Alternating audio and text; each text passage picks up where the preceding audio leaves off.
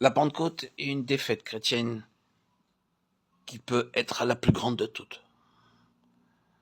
C'est parce que l'Église a si peu si voir dans la Pentecôte la plus grande gloire du Père et du Fils, que le Saint-Esprit n'a pas encore pu glorifier en nous le Fils comme il l'aurait voulu.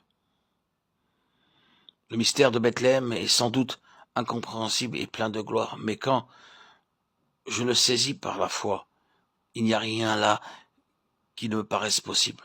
Que le Saint-Esprit soit venu former un corps saint et pur pour le Fils de Dieu, et que dans ce corps vienne habiter l'Esprit.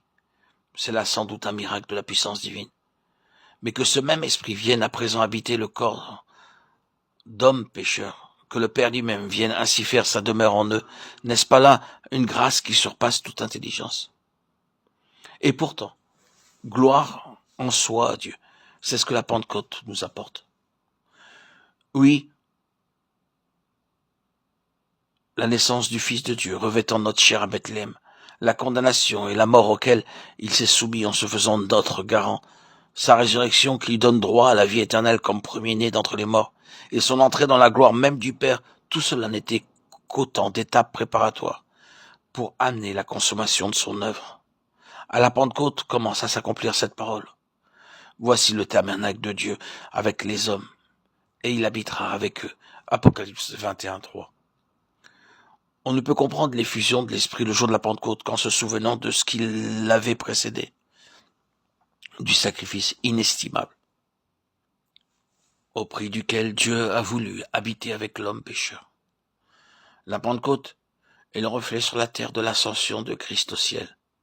Elle fait participer ses amis à la gloire dont il jouit à présent auprès du Père. Nous ne pouvons bien saisir tout cela que si l'Esprit nous en donne l'intelligence. Dans sa simplicité, ce récit nous révèle les plus profonds mystères du royaume de Dieu et donne à l'Église un aperçu de son saint héritage en attendant le retour du Seigneur.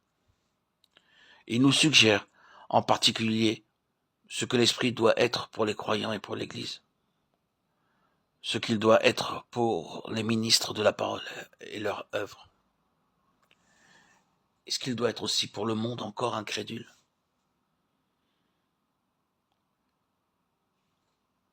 Christ avait promis à ses disciples que par le moyen du Consolateur, il reviendrait lui-même à eux.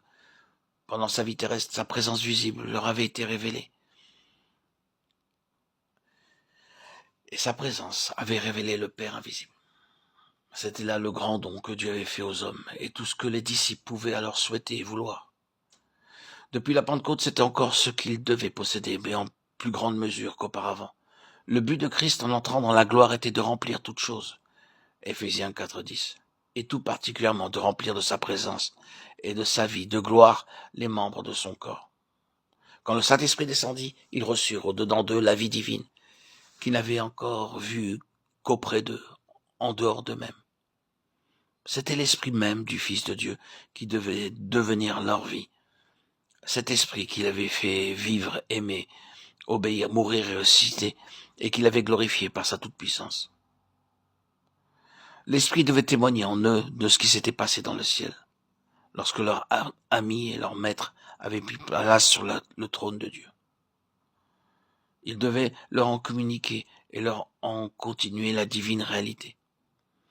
On ne saurait donc s'étonner qu'au moment où le Saint-Esprit fut envoyé de la part du Père par le Fils glorifié, les disciples aient surabondé de joie et de force divine, qu'ils aient réalisé la présence de Jésus, et qu'ils se soient répandus en louange sur les œuvres merveilleuses de Dieu.